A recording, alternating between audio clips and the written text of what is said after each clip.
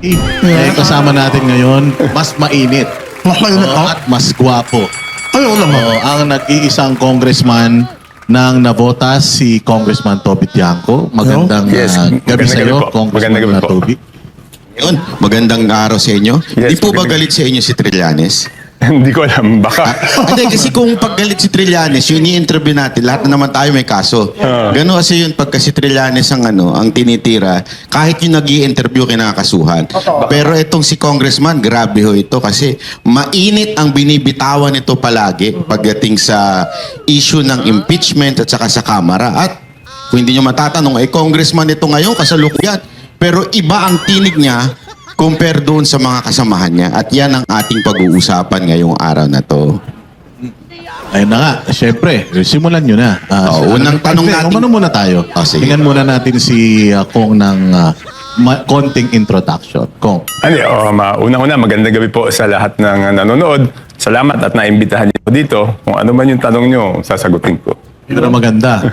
Baka lang kasi nagtatanong sila, yung mga papel tayong hawak. Hindi, okay Wala lang. naman to. Ito, Okay lang, okay lang. Guide, program guide lang naman. Okay ito. lang. Tinanong din natin si Kong Toby kung ano yung mga gusto niya pag-usapan. Sabi naman niya, Kahit ano. anything goes. Kahit ano, pag-usapan Kahit natin. ano, Wag lang, love life. love life. Alam mo ha. Kasi standard naman answer ko dun sa love life. Unang tanong na kagad natin, kasi itong inaakusa kay Congressman, ay siya daw ay supporter ni Vice President Sara Duterte, kaya ganun ang kanyang mga binibitawan pagdating sa impeachment.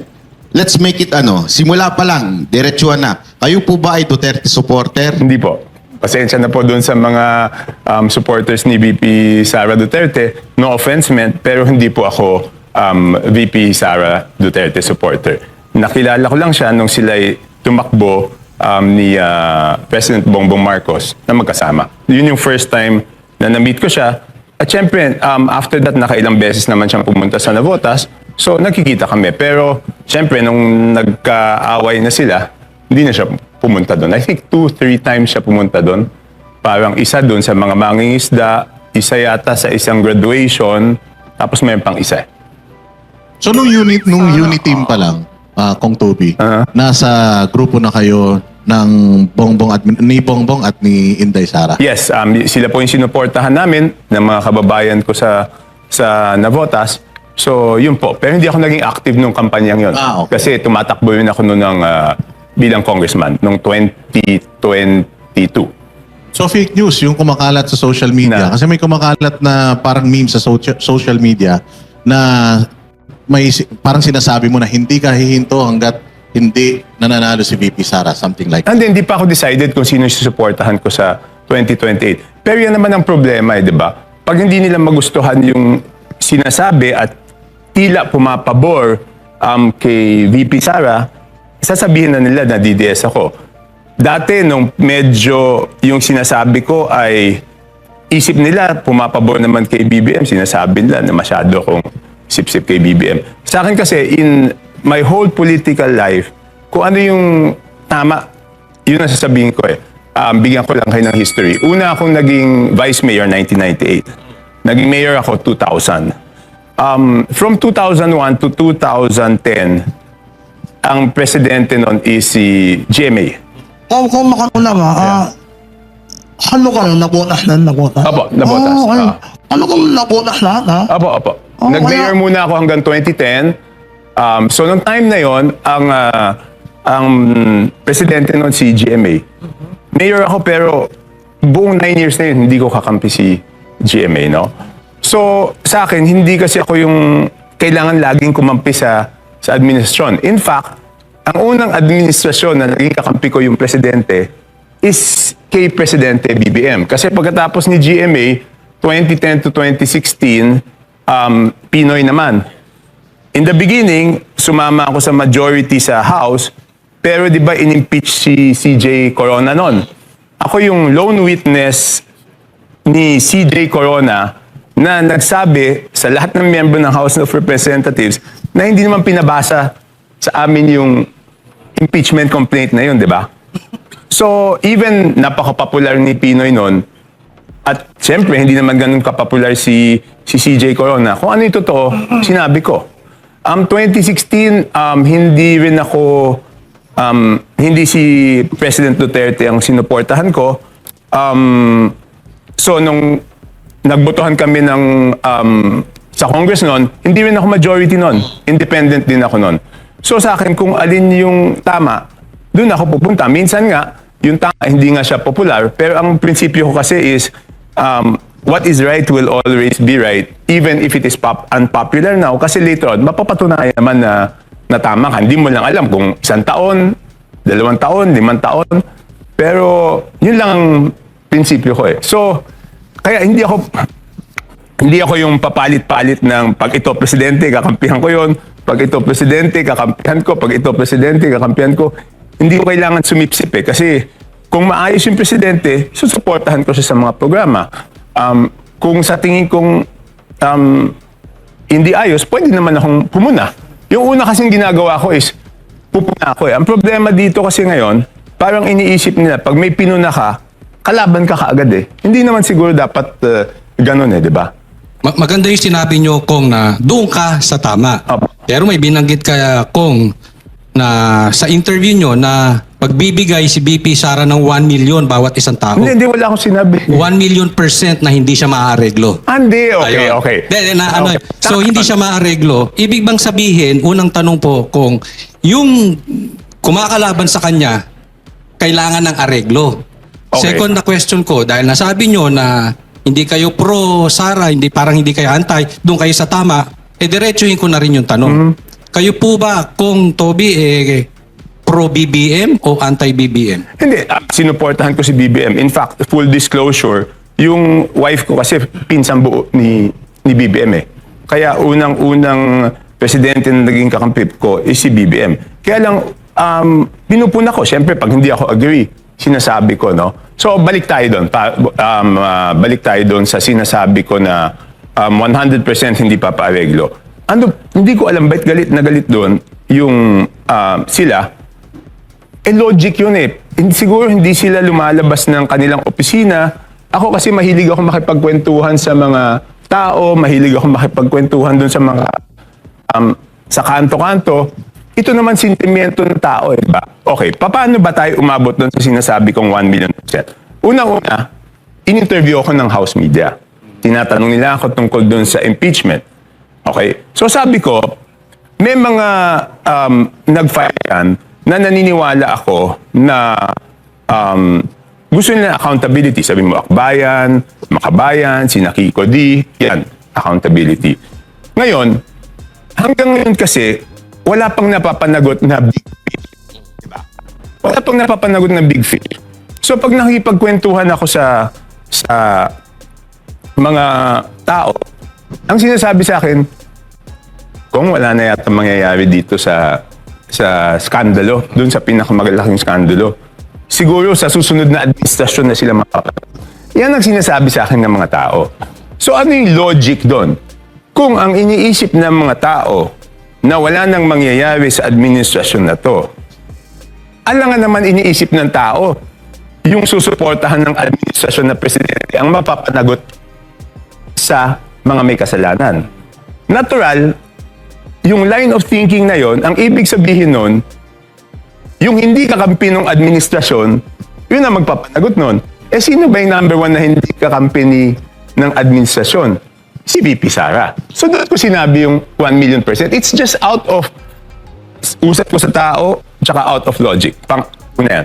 Pangalawa, alam naman natin, sabi ko mga may nag-file dyan na siguro, prinsipyo talaga. Pero sa likod nun, yung mga hindi pa pinapanagot sa flood control scam, siguradong ayaw nila si VP Sara. So bakit nila ayaw si VP Sara? The reason na ayaw nila si VP Sara is because mapapanagot sila. So ano yung nanggigigil sila doon sa sinasabi ko? Yun naman yung reason, di ba? Bakit ba nila ayaw?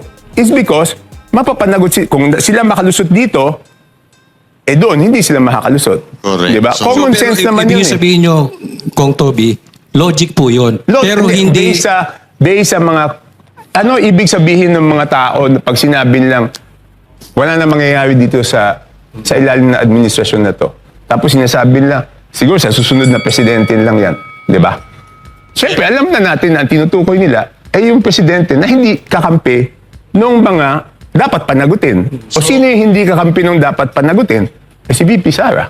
Di ba? So kung naniniwala kayo na hindi kayang panagutin ni Marcos itong mga kasamahan ninyo sa Congress? Alam mo, nung una talagang naniniwala ako eh. Because nakwento ko na yung conversation namin nung tatlo, di ba? So pinagalitan niya, number one yun. Number two, kaya ako nabuhayan ng loob because sinabi niya doon sa SONA, di ba, na mahiya kayo. Eh obvious naman ang sinasabihan ng mahiya kayo, yung mga nahan doon, hindi naman yung mga nanonood, di ba? Sino ba yung sinasabihan nun? Pero ang tagal na eh, di ba? Wala pa ring big fish hanggang ngayon eh. So nakakainip na. Hindi niyo po ba naisip na doon sa time na sinasabi ninyo, kayo po nagkwento na pinagalitan Oo. ni Marcos si Romualdez? Oo. So may alam si Marcos sa nakawang nagaganap. Hindi, alam niya, natuklasan lang niya yun nung time na yun eh. Kasi may nagsumbong sa kanya. Okay? Ang nangyari kasi doon, ganito, no? Ang sinumbong sa kanya exactly is yung mga foreign assisted projects hindi pinopondohan. Kasi, di ba, lahat na naman ng tao alam to, it's because yung linalagay na sa program yung foreign assisted projects na dapat may counterpart tayo, tapos yung binibenta nilang proyekto, yun ang linalagay na sa program. Kasi, kung ilalagay mo sa program yung binibentang proyekto, walang bibili. Kasi hindi siya naka-line item, hindi sigurado. So, linalagay na sa program, tapos yung mga binibenta nilalagay niya sa program. So, pinagalitan niya noon. At sinabi niya na dapat ayusin yan sa BICAM. Kaya lalong nagalit is because hindi inayos sa BICAM. Pero kung nakikita na pala ni BBM yung problema noong time na yun, may nagsumbong na sa Yes. kanya, tapos nagkaroon ng BICAM, bakit niya pinirmahan? Hindi. Okay, ganito. Pagkatapos, di ba, sa tingin ko, ang opinion ko, no, hindi ko sure. Ang tingin ko, worried sila doon sa reenacted budget. Yun ang tingin ko. Kaya ang ginawa naman nung time na yon is, di ba, ang ginawa, dahil ang daming pinasok, di ba?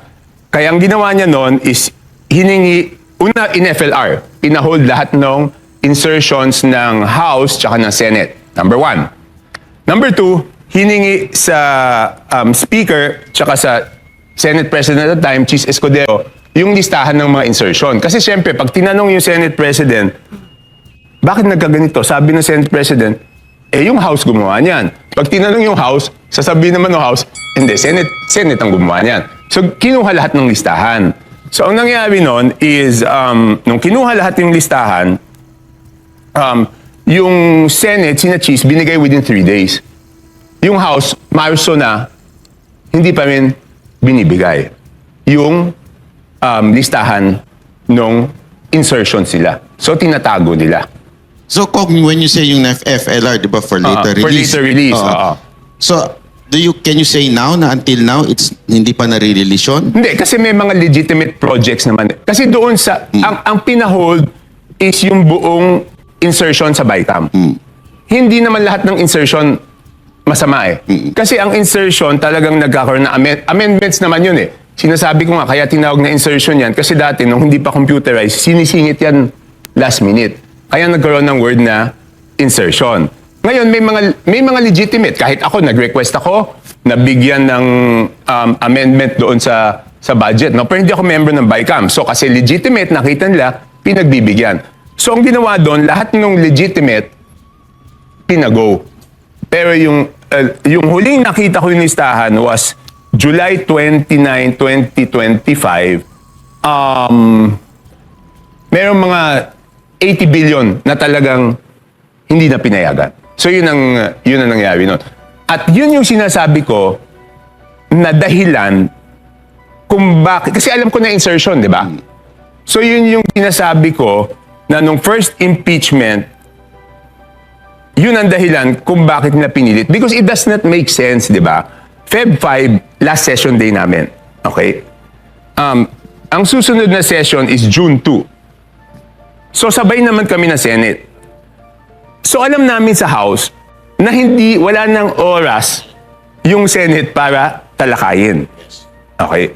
Bakit ipipilit yung impeachment ng Feb 5 kung June 2 pa yung tatalakayin sa Senate?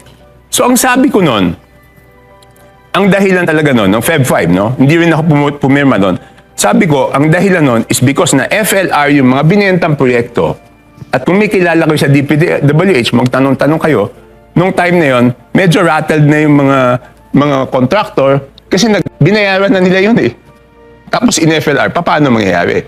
So yun ang mekanismo na ginamit para hingin na i-release. Kasi alam ko yon dahil noong March 25, tinawagan ako ni Congressman J.J. Suarez. Sabi, request mag-meet kami ng gabi sa Manila Golf. So nag-meet kami. Sabi niya sa akin, Toby, tulungan mo naman kami na ilabas yung mga ano. Sabi ko, ibigay niyo sa akin yung listahan ng proponent. Kasi ayaw nila ibigay kay Sec Mina Pangandaman ng DPWH noon yung sino yung proponent. Okay? So sabi ko, ilisulat niyo, ilabas niyo yung sinong proponent. Sabi niya, paano yan? May namuhunan na dyan. Sabi ko, hindi ko problema dyan kung may namuhunan dyan. Bakit niyo naman binenta yung, ang eksaktong word ko, bakit niyo naman binenta yung political capital ng presidente?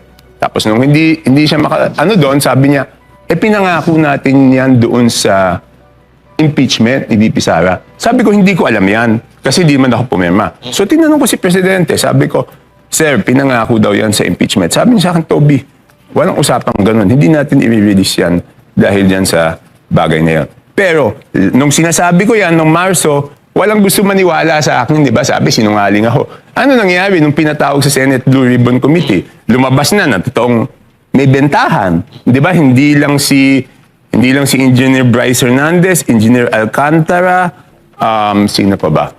Yusek Bernardo. Sinabi naman talaga na may bentahan, di ba? So, totoo yung sinasabi ko noon. So, yun yung sinasabi ko na doon sa first impeachment, nagkaroon ng bentahan talaga ng projects at yun yung naging incentive. Kaya, nung mga nakabenta, hindi naman lahat eh. Yung ibang congressman, wala, ginamit na lang yun na tinakot-takot. Number 2, yung mga congressman nun, which makikita nyo naman doon sa mga Facebook ng mga pumirma, di ba sabi nila, pasensya na po kayo, pumirma kami kasi... Hindi yung project. Kasi yung projects naka-FLR eh. Di ba sabi, ihinto yung ayuda, AIX, AKAP, TUPAD, tsaka yung pinakamahirap doon yung MAIP. Sila mismo nagsasabi yung mga pumirma eh. Tsaka alam ko naman first hand na hinold talaga doon sa mga hindi pumirma eh. Pero Kong, let's go back to Okay. your controversial Okay. statement Okay. regarding kay BP Sara Duterte. So, sinasabi niyo na parang hindi maaareglo si BP Sara Yes. Duterte. So ngayon, would you say na talagang hindi kaya ni Marcos na panagutin itong mga congressman ngayon? Alam mo, Or naaareglo ba ang presidente? hindi ko pwedeng hulaan kung ano yung dahilan bakit Walang nangyayari. bakit mabagal eh. Pero 'di ba, ang sabi ko noon openly on the very first time, pinsang buo niya si Martin Romualdez, 'di ba? So ang problema doon sa sitwasyon niya is kailangan niyang patunayan doon sa tao. Ang expectation ng tao since pinsan mo, absueltuhin mo o proprotectionan mo. So ang sitwasyon niya is kailangan niyang patunayan sa tao na hindi na proprotectionan. So nung sinasabi ko yung mga bagay na yun, nagagalit sila. Hindi ba tama? Hindi ba tama na sabihin ko sa'yo, oy, kailangan ang iniisip ng tao, proprotectionan mo yan dahil pinsan mo yan. Dapat patunayan mo sa tao na hindi mo proprotectionan. Anong masama dun? Wala naman akong sinasabing masama dun.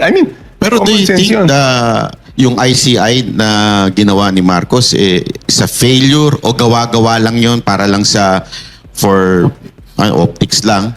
Okay. Yung ICI, magagaling yung mga in-appoint niya, di ba? Kaya lang, ang disappointment ko doon sa ICI is nag-file ako ng batas para maging institutionalize siya. Yung infrastructure, Independent Commission Against Infrastructure Corruption. So, final ko yon, naka-break kami, undas break. Tapos, nung naka-break kami on desk break, pagbalik namin ng November 13, minarathon hearing namin yun, 1 to 6 p.m. So, natapos. Tapos, pinatay lang nung mga hindi na pinalusot sa Congress. So, LEDAC measure yun, di ba? Kasama siya sa LEDAC measure. So, anong ginagawa ng mga kasama namin sa Congress? Bakit nila hindi pinapapasa yung priority bill ng presidente? Ako naman, kung ako yung presidente, kakampi ko yung mayorya, dapat sumunod sila doon sa LEDAC measures ko, di ba? Pinagmamalaki nila na may pinasa silang 18 LEDAC measures. Eh bakit yung ICAIC bill ayaw ipasa ng mga kampi ng presidente? So that just shows talaga na talagang may mga nahandun sa Congress na takot sila dyan sa investigasyon na yan. So, anong sa tingin ninyo? Sino ang problema? The President? The former Speaker? Or the present Speaker? O baka naman pati yung anak niya? Sino sa tingin ninyong problema? But every time na sinusolusyonan ng corruption, like what you said, yung bill na gusto ninyo mangyari, walang nangyayari. What's the problem with the Congress? Okay. Definitely yung former speaker, maliwanag na yun eh. Hindi magagawa ni Saldico lahat ng mga to kung walang approval ng former speaker. Sa tingin ko, hindi naman pwedeng magawa ni Saldico yon nang walang approval. Okay. Yung bagong speaker, si Boji, yun na nga eh. Yun ang, alam mo, mabait siya, kaibigan ko siya. Pwede ba dapat gawin niya itong mga bagay na to eh? Si majority leader naman, siya yung majority leader eh, di ba? Ang LEDAC bill yan, so it's a LEDAC measure of Malacanang. You are the majority leader. Di ba dapat ipasa mo yung LEDAC? Unless, hindi ko na alam, hindi na ako masyado nakikipag-usap. Ano ba yun? Nape-pressure sila sa mga kakampi nila, iniisip nila na pag tinuloy nila to, iiwanan sila ng mga kakampi nila. But para sa akin, yung mga politiko, you cannot satisfy them eh. Politiko din ako, so taon lang maghusga. Ang politiko, ang iniisip nila lagi is yung interest nila, di ba? 2 years na lang presidente si BBM. Pag hindi na presidente si BBM, wala na, iwanan na kayo niyan. Di ba? So, ang pinakamahalaga, habang nahandyan ka, gawin mo yung tama, hindi yung papasayahin mo yung politiko.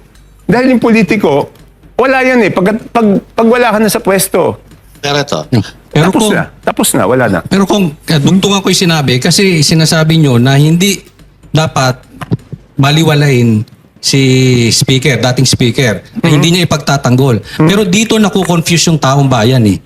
Dahil andun yung anak niya. So, napaka-imposible or ayaw maniwala ng taong bayan na inosente, si Sandro, isipin nyo, mahiya naman kayo. Yun ang binanggit, pero yung anak mo andun. Tapos nagagalit siya, ilang bahay ba sa Forbes ang gusto ninyo, etc. Pero yung anak mo ando doon. So, masasabi man nating inosente si Bongbong, inosente rin yung anak? Alam mo, syempre, pag ako nagsabi na alam ko, dapat first-hand information, di ba? Ito kasi, hindi ko alam kung anong sitwasyon niya. No? But the point is, ilagay natin dun sa trabaho niya, di ba? LEDAC measure. So kung LEDAC measure yan, ba't hindi nila sinama doon sa 18 LEDAC measure? Wala na yun, tapos na yun eh. Wala nang pinag-uusapan doon. Nagka-agree na kami lahat ng author kung anong version ang ipapasa. Kong, ang tanong ng taong bayan, pwede ka naman sumakay sa mga trip nila, sa mga ginagawa nila. Unang tanong, bakit iba yung landas na pinuntahan mo? Bakit ka kumunta sa kanila? Tutuusin, magkamag-anak si Pangulo at si Speaker Romualdez, then relative kayo. Pangalawang tanong, may usap-usapan kasi, kaya po kayo nagagalit kay Speaker Martin Romualdez dahil expect daw kayo na maging Speaker of the House. Parang, Okay. Yeah. So, bakit hindi ako sasama sa kanila? Masisira ako dun, di ba? Ibig sabihin, pag sumama ako sa ganong usapan, masisira naman ako. Bakit naman ako sasama doon? Pero ang totoo nun, hindi ko nilang pinapansin eh. Kaya lang malakas ang loob ko magsalita is nung sinabi ni Presidente, mahiya kayo. So, ang isip ko nun, seryoso siya. Kasi pag hindi kasama yung presidente, walang mangyayari dito eh. 'Di ba? Kahit sabihin ko 'yan, kung hindi kasama yung presidente, walang mangyayari. So noong una, hindi lang ako kumikibo. Pero kahit tignan niyo yung history, unang nagsalita ako diyan, other than the reason for impeachment was noong pagkatapos ng SONA, 'di ba? Number 1 'yan. Number 2, ano yung pangalawang Pangalawa, masama lang daw loob mo hindi. kay... Di ba sinabi ko, right? Sabi ko, kahit matanggal siya, hindi ko tatanggapin yung pagiging speaker. Hindi ko naman talaga tinanggap eh. Okay. Ba't in-offer ba sa'yo yun, Kong? Hindi, ganito nangyari niyan eh. Siyempre, nung tatanggalin na, nag-uusap-usap kami nila Albi, Benitez, tsaka ni Duke. So, nung tinanong kung interesado ka, sabi ko hindi. So, si Boji na lang. So, sinuportahan ko si Boji noon. Kaya nga, di ba, nung unang nagsimula kami ng 20th Congress, independent ako.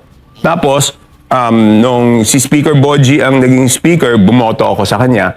Pero, hindi ako tumanggap ng kahit anong chairmanship, kahit nga membership, hindi ako tumanggap. Kasi sabi ko, tignan ko muna. Baka naman, hindi rin masusunod si Boji dito, ano gagawin ko? Di ba? So, kung sinabi nyo kanina na hindi magagawa ni Saldico kung wala si Martin Romualdez. Yes. Ang pinagtatakahan po ng mga netizen at mga kababayan natin, bakit tinatrabaho or talagang willing hulihin ng administrasyon si Saldico, pero bakit hinahayaan si Martin Romualdez?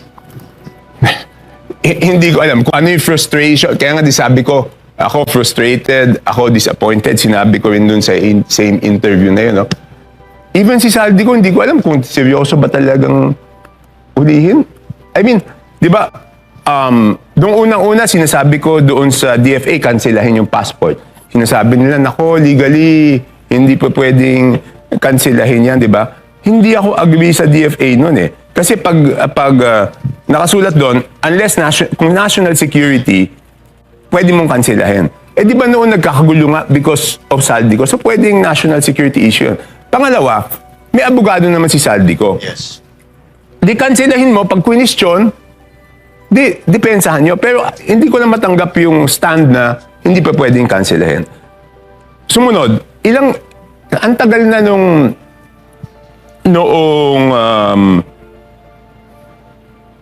sa Sandigan Bayan di ba? Nung dineclare siyang pugante. Tayo, mga tao, siguro kung mag-email ka, I mean, sa normal na buhay natin, kahit negosyo, kahit personal, pag mag-email ka, hindi mo makuha yung resultang gusto mo, ano gagawin mo? Di ba pupuntahan mo? Ito, wala pang pumupunta doon sa part ng gobyerno doon sa Portugal eh. Di ba dapat magdala sila ng high-level team na pumunta doon sa Portugal para kausapin yung mga counterparts nila doon. So, posible po yun, Kong, no? Kung halimbawa, desidido talaga sila na pauwiin si Saldico, pwede lang puntahan doon, then makiusap doon sa gobyerno ng Portugal para may balik si Saldico dito. Human nature yan, di ba, sa atin? Sa atin lahat, di ba, mag-email muna tayo. Pag hindi makuha sa email, kung talagang mahalaga sa iyo yung bagay na yon, whether negosyo o personal, pupuntahan mo eh. Yes, tama. Di ba, I mean, natural tendency ng tao yan eh. Si bakit Kong wala Tevez napupunta? nga no? Ilang balik-balikan Oh, nila yun. doon eh. Di ba? Nagawa nilang paraan. Di ba? Kaya nga po nagtataka yung mga tao. Kasi Hindi, si Tevez, madali nila na pauwi. Tapos ngayon, yan, na napakalaki ng kasalanan eh. Kumbaga, niloko niya buong sambayan ng Pilipino. Sabi ko nga, sinasabi ko, hindi linoko, inapi eh. Di ba? I mean, yung ang tagal ko na, pang-5 balik ko na pang-4 na balik ko na sa Congress na 19th Congress, 20th Congress, pang-5 term ko na, wala pa akong nakikitang ganyang klaseng At ba kung yan? pangalawang tanong ko, katulad doon yan, di ba? Kaharap ka nung pinapagalitan si Martin Romualdez, si Pangulong Bongbong Marcos. Hindi niyo po ba naisip na baka gawa-gawa lang nung magpinsan yun? Parang drama lang nila yun? Hindi ko naman, Alam mo, naisip ko rin yun. Bakit sinama ka pa eh? Ba't sinama ka pa? Anong Hindi, pong sapat na dahilan? Hindi, kasi ano yun eh, Sunday yun, tandang-tanda ako. Di ba may Sunday lunch, di ba? So pinapasok kami sa loob. Hindi naman siguro ako din linoko, no? Huwag mo naman akong pagmukhain tanga. Gusto mo yata magmukha ako. Hindi, ano rin po kasi, siyempre, nasa Vox Populi tayo. Ito ay opinion. Opinion po kasi ito ng pangkalahatan yung, Hindi naman masarap yung na tinaano isipin ko. namin. Hindi naman masarap na isipin ko tanga ako na. Parang ang labo lang ho kasi na si Saldi ko hinahabol tapos si Martin Romualdez Hindi, pinapagalitan pero at lang. that time, in fairness, no? Ang ginawa namin noon, di ba, nung hindi sinunod yung instructions, di ba, ang ginawa namin noon, pag-resume ng Congress, tinanggal namin si Saldi, di ba? As Committee on Appropriations. Pero kung sundan ko lang sinabi nyo, di ba? Sinabi nyo, hindi naman na posible na makagalaw si Zaldico nang walang ni Martin. Pero sa tingin nyo po ba, hindi makakagalaw si Martin nang walang ni BBM? I mean, in fairness, no, wag kayong magagalit. Ang opinion ko, kasi the first before that happened, parang buo yung tiwala niya eh. Kasi, pinsang ko, hindi naman siguro hindi naman ako papahamak. Tingin ko ganun. Yun ang opinion ko eh. Buo ang tiwala eh. Kaya rin ako naniniwala na nagalit because, di ba, kung isang tao, pinagkatiwalaan mo, tapos pinahamak ka, natural, magagalit ka. Pero kung that's the way na nangyari, but until now, ganun pa rin ang nangyayari. Which is, di ba, sana, nawala na si Romualdez. Kaya lang halos inulit din yung 2025 budget style of corruption ngayong 2026. In what sense? Meron pa rin mga insertion, may mga allocation pa rin na binabanggit ng ibang mga congressman. Okay. Dito sa BICAM dito, walang insertions eh. Wala akong alam na insertion. Di ako member. Pero bigyan ko lang ng chance na i-clarify. No? Alam mo yung mga kalaban ko, o yung mga kakampi ni Martin. Kasi di ba ang dami niyang trolls eh. Every time sigurado ko, pagkatapos ko mag-interview sa inyo dito ngayon, masaya na naman yung mga trolls niya kasi kikita na naman sila eh. Bawat banat yata, merong, ano yun eh. So, tinitira nila ako dun sa 2026 budget kasi sinasabi na nag-insert daw ako ng 900 plus million o amount. Ang totoo kasi niyan, may minimum bawat isang distrito. So, nabotas, ang minimum dapat is 1.410. Tapos, nung dumating si Sec Vince, naging 326. So, siyempre, nagreklamo ako. Ang minimum dapat na nabotas is 1.410. So, binalik lang. Hindi nga binalik yung buong amount eh. Nagbalik lang ng 900. So, 900 plus 300. So, 1.116 lang ang napunta sa nabotas. So, sinasabi nila insertion yun. Hindi insertion yun. Binalik lang ng DPWH at hindi galing sa Congress yun. DPWH, kinorek lang yung kanilang mali. So, yun lang. Liliwanagin ko. Nabanggit nyo before, di ba, yung first impeachment ni VP Sara, may involvement doon ng parang bigayan. Hindi. Ang nangyari doon is yung mga Pumirma.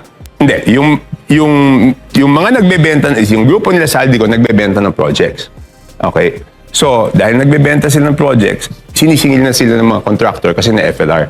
So, ginamit nila yung mga ibang congressman na para pumirma at ang pinanakot doon is i-hold yung mga AX, AKAP, TUPAD, MAIP. Yun ang ginawa lang. Siyempre, takot ka nun kasi ano ka eh? Mag-e-election yun. Mag-e-election ka eh, di ba? Tsaka yung MAIP talaga ang laki ng tulong nun sa congressman eh. Tsaka doon, lalo na doon sa mga kababayan mo. Pero that was the first impeachment. Yes, yung first. Now, we have the second impeachment. Mainit pa rin ang dugo nila kay VP Sara Oh, Duterte. definitely. Oo. Do you think meron pa rin kung ano yung nangyari before, meron pa rin yung nangyayari ngayon? Hindi, okay. Sinagot ko na yan nung interview eh. Tinanong ako ng isang reporter eh. Kasi hanggang ngayon, lahat ng DPWH projects kasi wala namang insertion eh. Lahat, total. Lahat yan naka-FLR. Sabi nila, hindi ko alam for what reason, may mga haka-haka na baka walang pondo yung gobyerno. So tinanong ako ng isang reporter. Sabi sa akin ng isang reporter, kung yung FLR ba pwedeng gamitin ngayong eleksyon, ngayong impeachment ni VP Sara? Simple lang yung sagot ko.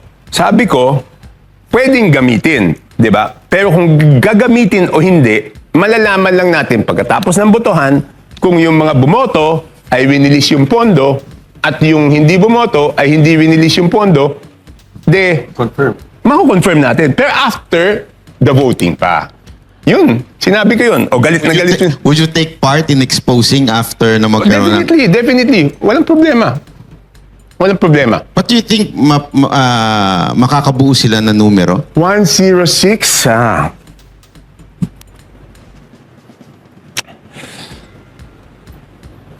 Kasi pag, okay, ganito lang isip ko. Sa tingin ko, hindi naman nila kayang tanggapin na hindi na makukuha yung 106. Di ba? So, kahit papano, pipilitin siguro yan. Tingin ko. Pero sa tingin nyo, sinong pumipihit? Sino ang may gusto? Sino ang talagang pinuno ditong impeachment na ito? Kasi hindi naman tayo pwedeng maniwala na dahil sa ebidensya. Wala nga silang ebidensya eh. Nag-fishing nga sila ngayon eh. Hindi, yun na nga eh. Di ba, ang statement ko dyan is, nakita ko yung last hearing, bakit, di ba, ang pinipintasan, isa sa mga sinasabi na is yung SALN. Di ba? Ang sabi ko nga, yung SALN, napaka-ipokrito naman. Di ba yung Congress nga, ayaw ilabas yung SALN ng mga congressman, di ba? Tapos, hahanapin mo yung kasalanan ng isang tao base sa SALN. Yung mismong Congress, ako linabas ko na sa public nung Pero isa-isahin nyo yung member ng Committee on Justice noon. Kung linabas na lang yung SALN nila. Ang tingin ko, kung ikaw ayaw mong ilabas yung SALN mo, wala kang karapatan na manghingi na pintasan yung SALN ng ibang tao. Okay. Ang pinakaayaw ko kasi is yung ipokrito. Di ba? Number 1, ipokrito. Number 2, yung double standard.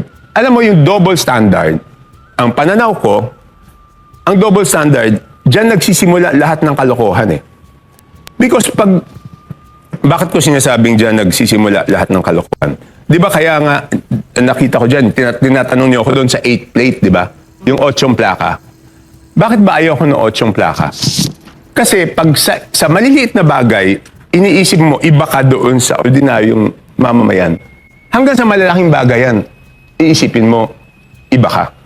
Yung 8 plate gives you a sense na iba kami eh. 8 yung plaka eh. Kaya ako ever since nag-congressman ako 2010, never ko kinuha yung 8 plaka eh. So, ano ba yan? Sinasabi ko nga, the reason kung bakit tayo umabot na dito sa malaking corruption sa history, ang nasa sentro is yung House of Representatives, is because doon sa isip na double standard, iba kami. Iba yung congressman. So, ibig sabihin, congressman, pwede magnakaw.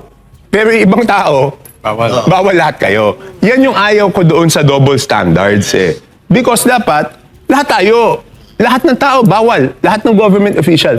Pero pagka nagkaroon ka ng isip ng double standard, doon mo na iisipin na you are above the law. Yes. And all others are not. Di ba? Kaya ayaw ko yung isip na yan. But let's go back, Kong, sa impeachment. Sa tingin nyo ngayon, sinong pumipihit ng impeachment ni BP Sara? Base doon sa spokesperson nila, sa kay Claire, mukhang, baka pati Malacanang gusto na rin. Di ba? Di ba? Bakit ganun? Nagpa-interview lang ako sa impeachment. Galit na yung spokesperson nila, di yata nakatulog. Pero sa galit. Pagka ikaw yung topic, kinikilig siya eh. Kasi hindi, galit. Makisig kasi hindi, galit na galit sa akin. Galit na galit. Alam mo, yun yung naging senyales sa akin eh. Bakit nagpa-interview lang ako tungkol sa impeachment? Pagkatapos ng 2 araw yata, okay lang naman sa akin. Wala naman sa akin yun, di ba? Iniisip ko lang, pag ganon, baka gusto na rin ng Malacanang, di ba? Kung untouchable, parang ganyan ang tingin sa inyo eh. Kasi naalala nyo yung umatake sa gobyerno si Lebiste, tsaka si Kiko, binanata ng mga kasama nyo. So parang inaapi sila. Ngayon, pag ikaw yung nagsalita, bakit parang tahimik sila? Ano ba yung hawak? Ano bang meron? Ano bang meron? Kong Toby? Bakit? Hindi. Wala ka pang ethics Ang complaint, galing nyo. wala Ang pang galing nyo sinabi magtanong, nyo. ha? Siyempre, lahat ng bala, di ba? Lahat ng FLR, kasi di ba, okay, no March 24, napatawag ako noon. Malacanang. Because nga, yung House of Representatives, hindi pa binibigay yung kanilang listahan. So, problema si Sec. Mina Pangandaman doon kasi sabi niya, Mr. President, kinukulit ako ng mga congressman na i-release daw yung SARO. Eh, hindi ko naman ma-release kasi wala yung listahan ng sa House of Representatives. So sabi ko kay Mina, bakit ba ayaw bigyan listahan? Sabi nila, wala daw sila nun. Sabi ko, Mina, imposible mapasok ang kahit anong item sa budget kung walang kopya yung House of Representatives. At sabi ko, hingin mo ko sino yung proponent. Kasi pag ako humingi ng proyekto para sa distrito ko, dadalhin ko sa distrito ko. Pag isang congressman humingi ng proyekto at dinala sa ibang distrito, sigurado benta yan. Okay? So, sabi, wala daw. Imposible yan. So, doon kami nagkausap ni Congressman J.J. Suarez. So, siguro bakit yung iba hindi nila ako tinitira? Alam ko magkano yung kanila eh. May hawak ka pala ng ano. Ipag-usapan natin ngayon. Last week, inaway ako ni Asidre, di ba? O, di nilabas ko na yung tingog. Isipin mo, tingog, party list, ha? So, takot sila sa'yo. 5.96 billion. Isang party list sa insertion pa lang. Pero kung ang 5.9. party list ba hindi usually may ganyan? Meron, 150 yata. Million. 150 million. 150 million lang. Yung This kanya, one, 5.96 billion. Kasi walang- siguro kasi si Yeda nahandun, di ba? Kaya pala tumahimik si Asidre sa pag-atake sa'yo. Hindi, tinitira pa rin niya ako, pero ayaw niya sagutin kung bakit kailangan dumaan sa kanila yung proyekto ng distrito at hindi yung district congressman. Ayaw niya sagutin yun. Ngayon, Kong, in terms of yung kanina, nabanggit mo yung sa hypocrisy, patungkol sa salin. Ang Congress gusto rin na in-audit din ang Office of the Vice President, ano? And nagsimula ang lahat ng gulo na ito nung in-expose ni Pangulong Duterte sa gikan sa masa para sa masa dito din sa SMNI yung liquidation by certification. Yes. Oh, so are you in favor na itong liquidation by certification ma-abolish na ito? Hindi, ako, in favor ako na buksan rin yung libro ng House, no? Pero admittedly, yung sinasabi yung MOE, di ba? Sinabi yan yun noong, di ba? Magkapasko talaga, di ba? Ang nakasulat kasi talaga doon is nakasama yung doon sa sweldo namin. Nakahiwalay yung sweldo. At yung MOE is supposed to be for office expense, district office expenses, no? So, ngayon, kung gagawa ang COA ng bagong guidelines na hindi pa pwede yung liquidation by certification, wala namang problema sa amin yun. Kasi talaga namang ginagastos sa distrito yun. And do you think may mga congressman na hindi dinadala sa distrito yung mga budget nila? Hindi ko alam eh. Kasi pag ginastos mo yun sa distrito mo, kulang pa yun eh. So, bakit naman hindi nila dadalhin yun sa distrito nila? Unless sobrang laki yung, hindi ko alam, yung mga ibang AX-AKAP nila. Pero kulang yun pag ginastos mo sa distrito, sa dami ng pumupunta doon everyday. Comment na lang ako. Paano ko lang yung tanong niya kanina na kaya pala takot sa iyo yung mga congressman na may hawak ang alas. Alam mo yung magkano yung budget nila. So, ayun mo kami listahan. Mawawalan ako ng bala. Ay, Mawawalan ako ng bala. tinago yung bala niya. Mawawalan ako ng bala. Alam mo kung pinasuhan ako walang kwenta yung kaso sa akin. Anong kaso sa'yo? Ano mo lang yun? Bakit? Sino sinibel-libel mo? President Marcos. Ano ba yung sinabi? Ang sabi ko lang ang sabi ko lang naman sa post ko, akala ko kasi tunay eh. Alin? Yung medical record, kumakalat na medical record yung sa Hilux. Ikaw ba yun? Oo. Akala ko, ako Bakit mapati ako madamay sa'yo, ha? Ano yung akala ko kasi tunay. Ilang araw na yung nakapost, so gumaya na ako. Pero kung ano nga ba talaga sakit? Hindi, alam din, diverticulitis. Dinadivert yung... Pero kung Ikaw pala yun nakaso. ako, last na, tanong ko about nun sa hawak ng alas. So, ikaw, manilista kasi wala, takot sila sa'yo eh. So, wala akong tinatago. Wala Sila naman. marami. Tama. Kasi alam mo, siguro, kaya ako nasa ganitong sitwasyon, Kasi alam ko na nakahanda ako na kahit sino ang maging presidente, walang mahahanap na buta sa akin. Kasi nagsimula yung political career ko na hindi ko kakamping presidente. Di ba? 2022 years bago ko nakakampi. Isipin mo kung doon sa 22 years na yon may tinatago ako, edi, wala. Tahimik ka rin. Hindi ko ugali na palipat-lipat. Kaya titingnan nyo, ano ba ang reason bakit ang mga politiko palipat-lipat ng partido? Kasi di kung tinatago ka, hindi ka pwedeng, paano ka pupuna sa gobyerno kung meron kang tinatago, Ayun, ako, di ba? may kilala tayo dyan. So, ibig sabihin kong hindi ka pala katulad ng Remulla Brothers, no? Na patalon-talon, no? Kung meron lang akong tanong, Kaibigan ko naman mga bago yun. kasi isa sa mga accusations sa inyo ng iba, you are eyeing for Senate. Kaya kayo nag-iingay daw. Okay, hindi pa ako na, okay, ganito, diretsahang sagot, no? 1998 pa ako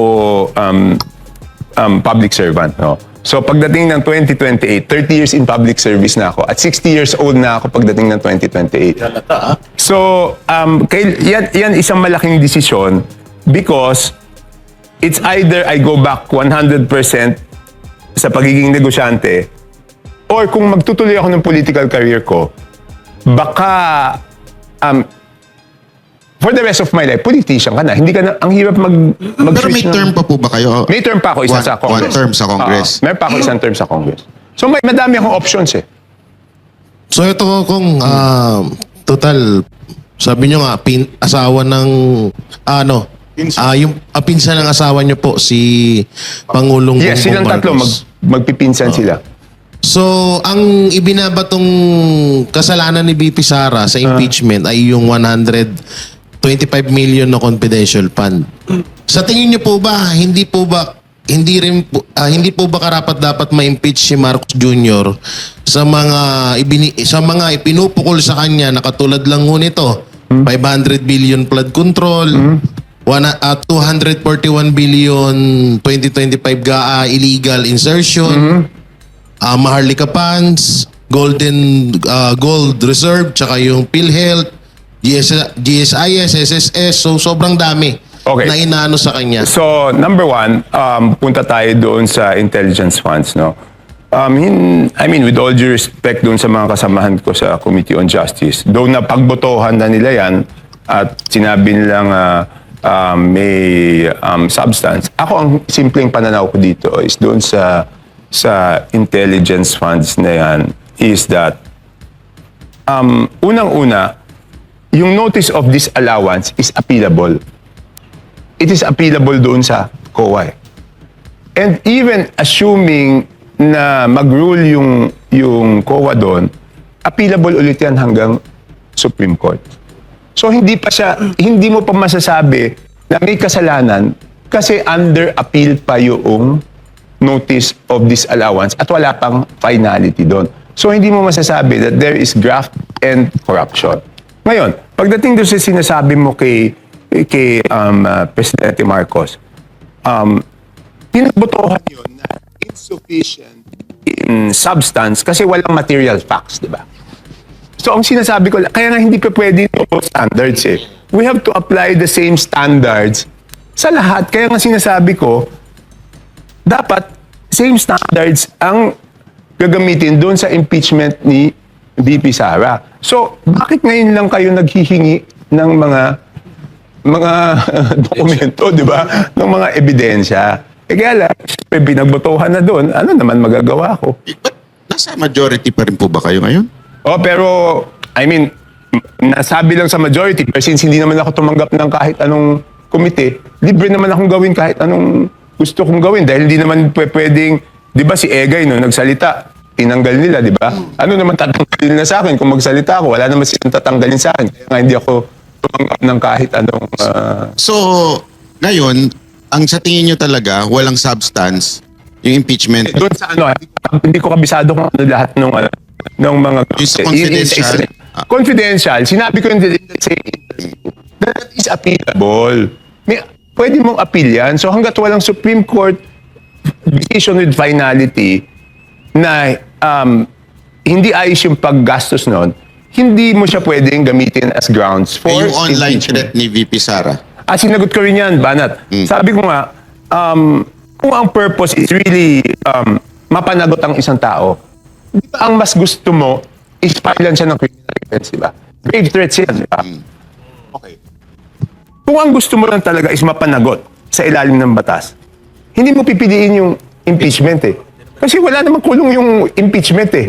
Di ba? Kung ikaw, tinakot ka, anong gusto mong gawin? Di ba mapakulong siya? Eh bakit dito, ang pinapursue natin is yung impeachment? Baka iniisip kasi ng mga kababayan natin kung immune si VP Sara pagdating sa kaso. Hindi, tama, buti sinabi mo. Hindi, it's only the president that is immune from suit. Ang vice president is not immune from suit. So habang vice president siya, pwede mo siyang filean ng kaso. So yun ang sinasabi ko, number 1 yon. Coach Oli, ibigay mo muna yung mic kasi nagdolo ko yung mic ni Kong eh. Number 1 yon. Number 2, pag sinabi mong grave threats, who will determine kung yan ay grave threat? Kunyari, siya tinakot, kahit magkapatid kami, hindi ko naman pwede sabihin na grave threat yun eh. Di ba siya lang ang makakapagdesisyon kung grave threats yun o hindi? Hindi yung ibang tao. Ito, bakit yung congressman ang magsasabi? Dapat yung mga sinabihan noon, si Presidente, si First Lady, si former speaker, sila magsasabi na grave threats yun. At dapat, dinitis muna yun sa DOJ. Yun yung aking pananaw. What about kay Madriaga? What do you think of... Mahirap yun. Wala namang, hindi naman masabi ni Madriaga saan nanggaling yung pera. Papaano, di ba, walang, di ba dapat muna, pag, hindi ko alam kung ano saan nila gagamitin si Madriaga, ang tama ba ako na sasabihin na siya yung tungkol sa intelligence funds na punta sa kanya? Siya napunta sa kanya para siya yung naka-witness ng lahat. Star witness daw. Hindi pwede yun eh. Tsaka, ang hirap nun kasi preso yun eh, di ba? I mean, deprived of liberty yun eh, di ba? So, hindi naman siguro pwede yun. Pero at, kahit gano'n, Banat, makikinig pa rin ako. Hindi naman sarado yung pag-iisip ko. Papanoorin ko pa rin yung mga hearings at ako'y boboto base doon sa kung ano yung Ito Kong, kasi laging inaakusa rin, bakit hindi daw umattend si VP Sara Duterte bilang congressman for a longest time, ang tagal-tagal nyo na. Meron bang rules na kailangan siyang umattend? Hindi ko kabisado yung rules on impeachment. Hindi ko masyadong binasa kasi hindi man ako member ng Justice Committee. Ang masasabi ko lang doon is ito na naman. Isa na namang problema doon na double standard. Alam mo, sa lahat ng committee namin, kung kahit hindi ka member, pwede ka magtanong ng kahit ano. Ang kaibahan lang ng member tsaka non-member is yung non-member hindi pa pwedeng bumoto. Dito sa ground rules na ginawa nila kay VP Sara, ang non-member, hindi ka pwede magtanong. Pwede ka lang mag-manifest. Di ba? Kaya si Paulo Marcoleta hindi makapagtanong. Puro manifest lang siya. Ano pinagkaibahan natin? Ipare-pareho naman tayong congressman. Bakit isang halimbawa, sa budget hearing, hindi naman lahat ng congressman member ng Committee on Appropriation. Lahat pwede magtanong.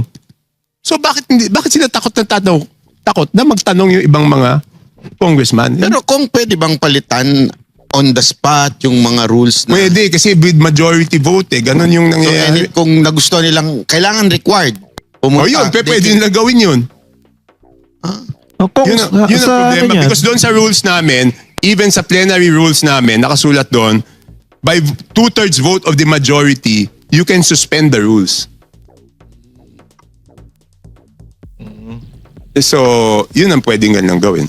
Pero akin naman, kung hindi na mag-appear si VP Sara, at sabi naman malalakas yung ebidensya nila, nag-file ako ng House Resolution, ano bang House Resolution? 894 bago mag-break. Sabi ko, bilisan na at resolbahan na kaagad itong bagay na to para makapag-concentrate lang doon sa fuel crisis, di ba? Sabi nila, hindi, pwede naman sabay. O sige, assuming pwede sabay. Hindi lang ako nagagandahan na habang naghihirap yung mga tao, baka isipin ng tao, away politika ito ng mga politiko. Hindi ba? Sinasabi, yun nga ako ang sinasabi na ito na yung pagkakataon dapat ni Presidente na pwede siya maging hero pa nga dito. Ihinto niya, pwede niya ipahinto yan, kausapin, use his influence over the congressman kung meron man, kausapin niya sa likod, sa harap, bahala siya. Basta importante, focus muna tayo dito. Ito problema natin, ang taas-taas ng gasolina, nagtataas ang lahat, ang laki ng problema, kulang sa supply, kayo inaatupag nyo, impeachment. Hindi, pero paano mo kakausapin kung meron talagang mga tao doon na talagang takot sila, di ba? The only... Walang influence. Hindi, may Presidente. influence Kaya lang, kaya nga, I mean, may mga political realities Paano kung yung mga yun kumalas naman? Di ba? So, I think there are political realities Pero sa akin lang, hindi na nag-attend. Di dapat lalong mapabilis, di ba? Bakit sila, hindi ko naintindihan, bakit sila nagre-reklamo ngayon na hindi mag-attend? Di bilisan nyo. Di ba parang husgado yun di ba? Pag hindi dumating yung isang partido, di bilisan yun lang, didiretso yun lang. Di ba pwede safe to say na hinang klase. Sabi nga nung kaibigan ko, hindi pa daw crisis, di ba? Di ba? Sabi niya, nung unang araw. Hindi natin matawag na mahina o Ikong balik ang Vox Populi, ang boses ng bayan. Kasama pa rin po natin ang congressman, poging congressman ng Navotas na si Kong Toby Chanco. Jay Guevara, anong iyong katanungan? Yun, katulad niyan, mabalik ulit tayo doon kung kay Madriaga. Okay. Kasi ginagamit si Madriaga laban, parang gusto rin nilang gamitin para sa impeachment. Okay. Kay BP Sara na kay Shubagman daw. So ibig sabihin, pwede na rin pong gamitin si Saldico para sa impeachment din ni kay Marcos Jr. Kasi halos parehas lang ng Hindi, kung sasabihin ni Saldi yung talagang, hindi ko alam kasi ang alam ko talaga, ang nakakausap ni Saldi directly is si former Speaker Martin Romualdez, no? So, basta ang sinasabi ko, dapat consistent tayo Dapat parehong standards ang gagamitin natin. Yung kay Madriaga kasi meron ba siyang statement? Hindi ko nabasa kung may statement siya Meron kung... Hindi ko pa nababasa yung Statement siya. kay Madriaga So hindi ako... Parang sinasabi niya yung pera galing sa Pogo, yun yung mga... Hindi, pero saan...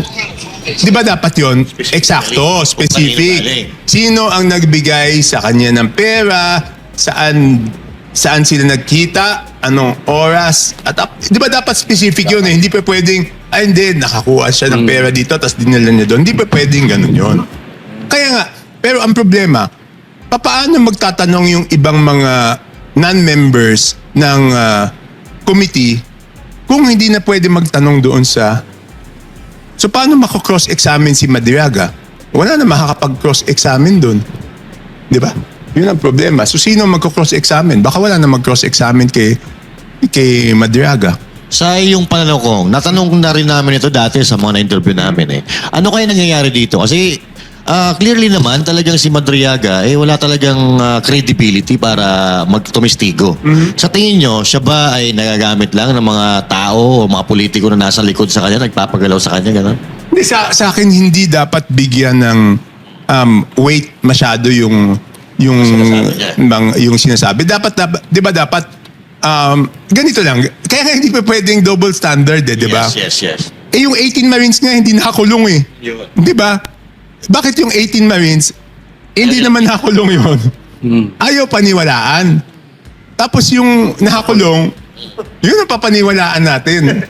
Di ba parang may double standard di ba? So dapat hindi pa pwedeng ganun Hindi lang ako masyado makakomento kay Madriaga because hindi ko nabasa yung statement niya. So, ayoko masyado magkomento doon sa bagay na yan kasi baka may mali akong masabi. Pero ito, malinaw na malinaw. Sa pinag-uusapan natin ngayon, malinaw na ito ay talagang demolition job para kay BP Sara Duterte. Na kanina nabanggit niyo po na may mga trolls At nakaraan, parang may nasabi kayo na mga attack crocodile ni Romualdez, no? Ngayon, may knowledge po ba kayo kung gaano kalawak itong troll farm na ginagamit ni dating Speaker Martin Romualdez? Makikita naman natin Pag nag-scan ka sa social media, makikita mo naman na talagang malawak yung troll fires Yung nila. reach nila. So, O kasi pag ako lumabas, orchestrated yung banat di ba? Isa yung sinasabi. Oo, isa lang yung sinasabi ng lahat. So obviously, troll farms yun. Pero siguro masayang-masaya yung mga yun tuwing ini-interview ko kasi may dahilan na naman para tirahin ka. Kaya. pag tiniran nila ako, di may kita na naman sila. So, ibig sabihin kung totoo yung sinasabi nitong 18 Marines na meron talagang nag-ooperate ng mga troll farms na... Totoo yun. Kaya nga, di ba doon sa 20 Marines, maliwanag yung sinabi kong statement doon. May mga bagay doon na talagang naniniwala ako na totoo. Kasama na doon yung sa troll farms. May mga bagay doon na hindi ako totally naniniwala. So gusto ko sana noon na pag-aralan pa mas mabuti. Kaya lang dumating nga itong crisis di ba? So mas concentrated ako kasi nag-file ako ng isang bill, yung House Bill 8715, Fuel Crisis Act of 2026. Ang panukala ko doon is bigyan ng kapangyarihan yung gobyerno na yung unjust, yung sobrang taas ng fuel, electricity, food, tubig, tsaka internet, dapat makontrol. Number 1 yon.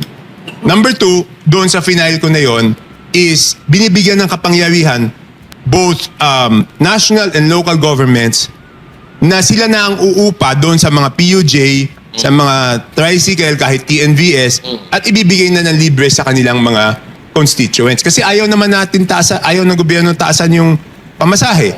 Malulugi naman yung mga yan. Yes. Tapos madami doon Tapos, siyempre, pag tumaas yung presyo ng bilihin, mahirapan na yung tao magbayad ng upa. So, sinasabi ko, residential rate habang may crisis, hindi pwede magtaas. Commercial rates, basta micro, small, and medium enterprises, hindi mo pwedeng taasan. SSS, GSIS, magbigay ng emergency loan. Lahat ng nagpautang sa gobyerno, wala munang moratorium muna sa pagbayad. So, yun ang sinasabi ko na sana talakayin namin. Kung ito Yes. kasi ngayon, napunta tayo sa mga komento ng netizen. Ito, marami nga nagtatanong dito Kayo daw po ay parang pakawala lang ng presidente to the point na lahat ng blame idinidirect nyo lang kay Romualdez pero nililigtas ninyo yung inyong pinsan. Okay. Can you say anything doon sa... Hindi. Ako yung history ko as a politician will speak for itself, no? Kung ano yung totoo, sasabihin ko. Ngayon, kung later on, may ebidensya na talagang kasama siya, masakit man dahil pinsan siya ng misis ko, wala akong magagawa 'di ba? Kung yan ang totoo Pero sa ngayon, ang katotohanan na alam ko is hanggang doon sa kay Martin Romualdez. Kasi okay, bakit ko alam yan na totoo? Kasi 'di ba, hindi lang 'yun kinausap niya ako minsan Sinabi ko na rin ito dati. Sabi niya sa akin, ano ba nangyayari? Sabi ko kasi naman si Saldi, 'di ba, humihingi ng 20% doon sa mga proyekto. Sabi ko nga, pati ako nga, nung dinapit ko sa isang tao, sabi sa akin, presyong kamag-anak daw, 10%, di ba? So, sabi niya, ang sagot niya sa akin is, bakit hindi ka nilang dumiretso sa akin? Di ba, parang, instead na pagalitan mo si Saldi, ang sinasabi mo sa akin, dumiretso ako sa'yo. Ang sagot ko sa kanya nun, speaker, kasi kung yan ang patakaran, hindi naman dahil pinsan mo yung misis ko, humihingi ako ng exemption. Okay. Kung yan yung patakaran, yan yung patakaran nyo Sundin natin. Pero hindi ko kayang gawin, hindi ako tumuloy. Diba? Pero kung yun ang patakaran nyo, yun ang patakaran nyo. So, ganun ang katwiran ko Kaya hindi lang- ko pagtatakpan yung... Ano naman mapapala ko kung pagtakpan Hindi, ko? tulad po ng Yeah. komento ng isang nanonood sa atin ngayon, sinabi ninyo na walang sinabi si Zaldico na binigyan si Marcos. Pero according do sa video niya, meron. Hindi, sinasabi ko lang, hindi ko sinasabing walang, sinasabi ko, pag naging testigo si Saldi at sinabi niya na binigyan niya si Marcos, doon pa lang magiging impeachable offense. Pero sabi ko, based on my knowledge, hindi naman direkta ang relationship ni Saldi ko kay BBM. No? And some people might not like this. sasabihin ko rin yung totoo, si BBM, ano yun eh, walang luho yun eh. So hindi ako makapaniwala na Walang luhod, wala rin bisyo. wala akong alam. Di ba? Hindi, pero ito ko kasi parang... Hindi, pero yung pagkaalam ko dun sa pagkakilala ko sa kanya for over ilang years? 30 years. I mean, some people might disagree, mababash ako, pero maayos na tao yun eh. Mabait talaga eh. Pero kasi- yun yung pagkakilala ko eh. It's like, nangyayari, whether we like it or not, nakikita natin, there is a big corruption. Yes, correct. Kaya nga, So, it's either sangkot siya o inutil siya. I mean, yun ang problema. That's why he has to prove, babalik ulit ako sa kanya, na he is in the position to prove na hindi siya sangkot. Walang benefit. Ang problema sa sitwasyon niya is walang benefit of the doubt for him. Kasi pinsan niya si Martin. So ang sitwasyon niya is siya ang dapat magpatunay sa tao na hindi ako kasama dyan. Yun ang kailangan niya gawin. Pero do you think after kailan na yung sinabi niyang mahiya naman kayo? Until now? July 25? O Kaya nga, 24? until now, wala pang mapanagot na quote-unquote supposedly big fish na mapakulong. Eh until tagal, now, diba? wala pang big fish. Kaya nga, di ba? So ibig bang sabihin po nun, wala talaga siyang ginagawa. Hindi, kaya nga frustrated ako, no? Pero nung isang araw, nakita ko yata si Boying, may sinabi yata siya na magiging mainit itong... No. Ano sabi niya? Kaya lang kasi, iba kasi pag nagsalita yun, marami sinasabi na hindi nangyayari. Ano sabi? Mas maiinit Mas pa mainit daw. ang tag-init. So, hintayin lang. Pero kung ito hintayin yung tungkol yung ano, Mike mo, ayo. Hindi, kasi whether we like it or not, no, alam ko, kung lumabas later on na kasama siya dyan, masakit din para sa akin eh. Kasi mabait naman yung taong yun eh. Mabait naman rin siya sa akin. So if it comes out later on na kasama siya doon, I will not be happy about it. Kaya I'll lang- be sad about it also. But I'll be sad, but I will have to stick to the truth. Kasi wala akong magagawa, yun ang katotohanan. Kaya lang Diba? ako- Ayoko naman banat na masama naman ako doon sa wala naman akong kasalanan. Kasi meron din tayong, ibig sabihin for so long, na-maintain ko tong pangalan ko na wala akong ganyan. Pero you're ready. Just in case but it's maglabasan pa Yes, I'm ready, but sinasabi ko, it's going to be painful. Kasi mabait naman siya, hindi lang sa akin. At naniniwala akong mabait siyang tao eh. I mean, minsan sinasabi ko nga sobrang bait na hindi siya confrontational eh. Alam mo, pag presidente, hindi talaga pwede yung... hindi confrontational. No, because there are painful decisions that you have to make. Kaya nga ako nang hihinayang because yung isipin mo, nanalo ka 31 million votes, paano ka napunta sa sitwasyon ngayon na ang trust rating mo is naging negative? Diba? Saan napunta yung lahat ng political capital mo? Naubos yung political capital mo? Eh, napakahalaga yung political capital na yon because yun ang paraan para makagawa ka ng mga reformang masasakit eh. Diba? So, nasayang lahat. So, do you think na wala talagang political will din somehow ito si BBM? Hindi, gusto niya, kaya lang minsan masyadong mabait. Hindi pwede talaga yung mabait. Hindi pwede yung hindi ka confrontational pag politiko ka. Pero sometimes, siyempre, yun ang character ng tao, hindi na natin mababago, di ba? Kaya lang, tama po kayo doon, masyado siya mabait. Di sana nagpari na lang siya, hindi na lang siya nagpresidente. I mean, we have 2 years. Naintindihan ko We yan. have 2 years. Naintindihan ko yun. And we are in a crisis. Yes, naintindihan ko yan. Sa crisis na to, hindi po pwedeng mabait ang pinuno. Yes. We have to have a strong hand pagdating sa mga Hindi desisyon. naman dapat maging masama, pero dapat dito Strong is... hand. Oo, medyo strong ka. Kaya nga, ganun yung pananaw ko. Kaya nga, di ba sinasabi ko, katulad nung kay Saldi ko, dapat nung naging offensive sila eh. Di ba, hindi pa pwede yan. Dapat, let them question the law, di ba? Kasi, pinoproteksyonan mo yung mas maraming kababayan eh, di ba? So, kung kailangan na maging mabagsik, kailangan talaga eh. Wala tayong magagawa eh. Di ba? I mean, wala tayong magagawa.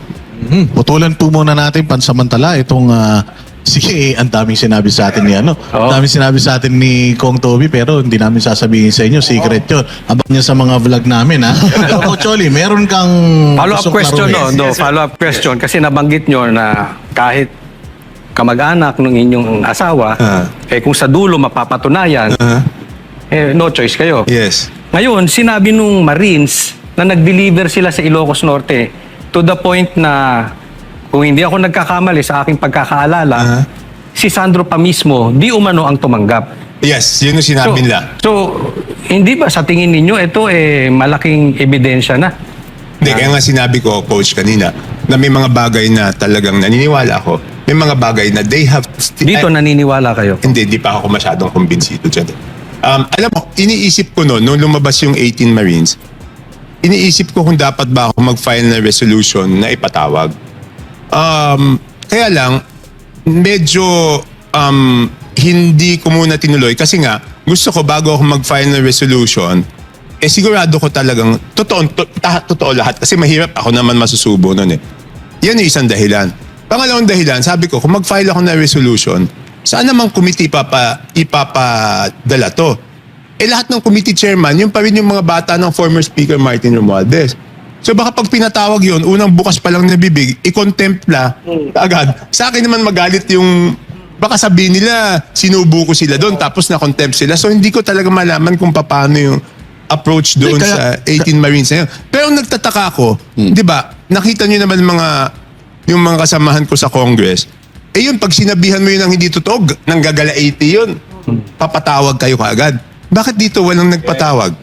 Yun ka ang inaantay ng taong bayan eh. Sa totoo lang kahit yung mga Marines, gusto nila, tawagin sila. Kasi if you will wait na masabing totoo, what's the use of the hearing? Hindi, Kaya pero nga paano tayo kung mag-hearing. kunyari mag-file ako ng resolution, makontempt yun, baka naman sa akin magalit yun. Handa sila. As far as nung nakilala namin, di ba, na-interview po namin, handa sila hanggang makulong, hanggang kaduluduluhan. Nagtataka nga sila, hindi sila pinapatawag ng Kamara, hindi sila pinapatawag ng Senado. Kung handa silang makulong, Pero palagay ko, kung simulan mo na, matutuwa ang taong bayan sa inyo. hindi kahit makulong yung mga yun. Kahit makulong. Oo, sa tingin ko kasi ang importante mapatawag, maimbestigahan. Sige, kausapin ko si Attorney Levy. Kilala ko naman si Attorney Levy dahil siya yung nagbigay sa akin ng mga ebidensya nung congressman ako noong sa Napoles eh. Kaya kilala ko si Attorney Levy. Kausapin ko si Attorney Levy. May tanong ako, once and for all. Kasi sabi mo kanina, marami kang hawak na alas. Kaya mo ba mapakabayani para sa amin lahat?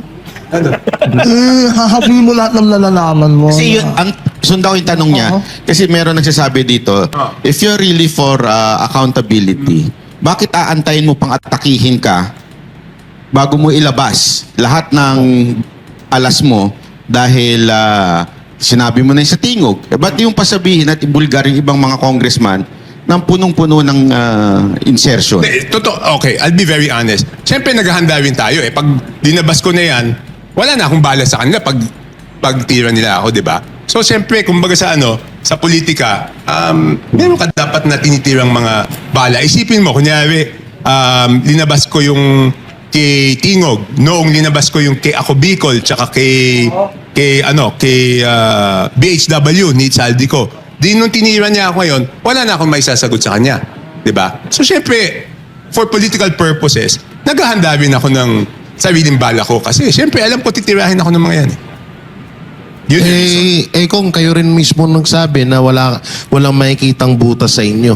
So, ibig sabihin, panatag kayo na wala silang may pangtitira sa inyo. Oo, wala silang may pangtitira. Pero syempre, kumbaga sa masarap rin yung may pangsagot ka, di ba? Ibig sabihin pampolitika lang. Masarap rin naman yung kahit wala silang masabi, masarap rin yung may naisasagot ka sa kanila at sila na natatameme. Ganun lang yung style ng politika ko eh. Kaya ganyan din ang sentimento ng mga netizen. Kasi sobrang frustrated na sila eh. Frustrated sila sa nangyayari na, imagine niyo by June, baka malamang sa malamang wala na tayong gasolina at magkakaroon na ng konting brownout. Pero until now, itong mga congressman natin, nagkakalat pa rin. Ang pinag-uusapan pa rin politika. Hanggang ngayon, wala pa rin napapanagot sa issue ng flood control scandal na yan. So, gustong makita ng mga Pilipino na may managot at gusto ng Pilipino may solusyon naman ang House. Kasi kahit papaano, yung Senado, nakikita nila ngayon, di ba, binibira yung mga oil companies, binabanatan ng DOE dahil sa hindi pagiging prepared. Itong House, wala. Parang naiiwan sa kangkungan. Kaya tuloy, napufrustrate sila at gusto nilang malaman sino ba talaga ang mga loko-loko dyan, anong proof na meron, kaya nila tinatanong sa inyo. Hindi, meron tayo yan. Pero darating tayo doon eh. Kasi importante rin naman na may bala tayong hawak sa kanila, di ba?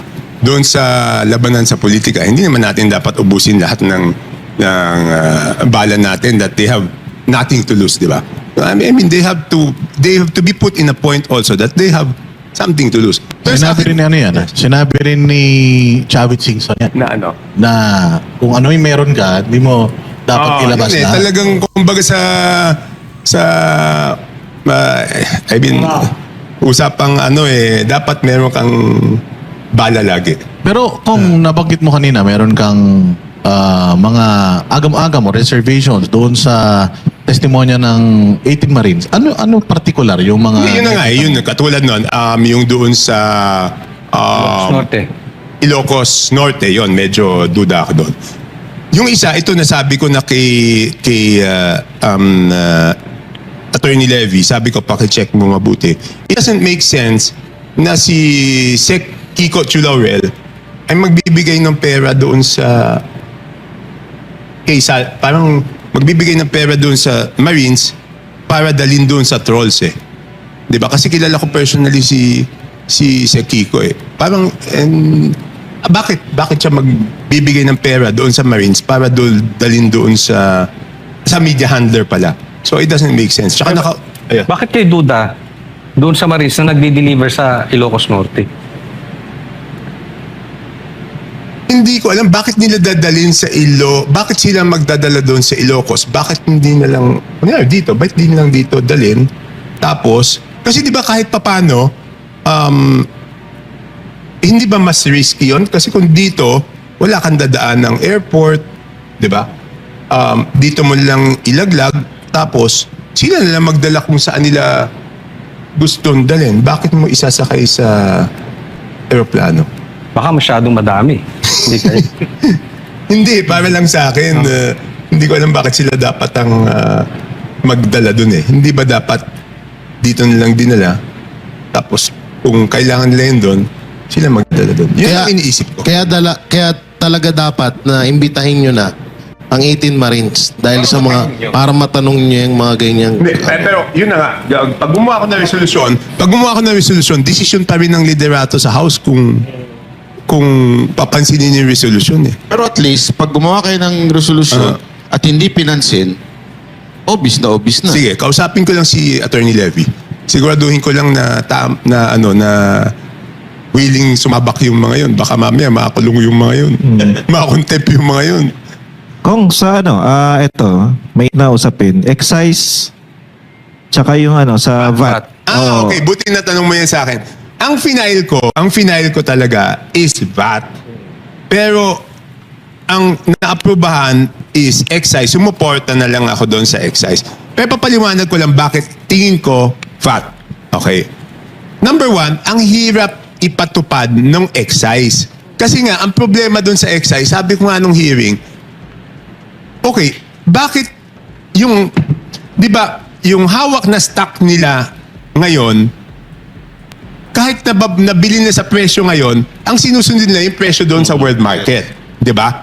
So parang, di ba dapat yung binili nila sa mataas na presyo, yun ang pinapasa sa atin. Pero yung binibenta nila ngayon, every time magtaas sa world market, taas rin sila ng taas, dati pa nang hawak yan.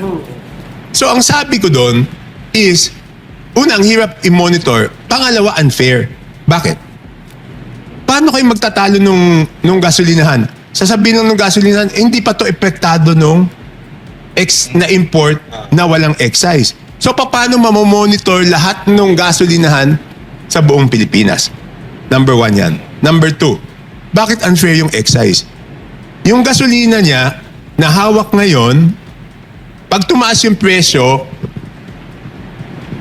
dumataas kahit lumang stock. Pero yung excise, gusto niya, yung bagong stock pa lang, ang magiging pagbaba ng excise. So bakit ganun? Pagpataas, pwede, pero pagpababa, Hindi. ayaw. Di ba? Okay. Pero, number 3, ito sa tingin ko pinakamalaking dahilan. Ang excise, let's say, for example, diesel. Kahit 50 pesos ang diesel o 100 pesos ang diesel, ang excise is 6 pesos.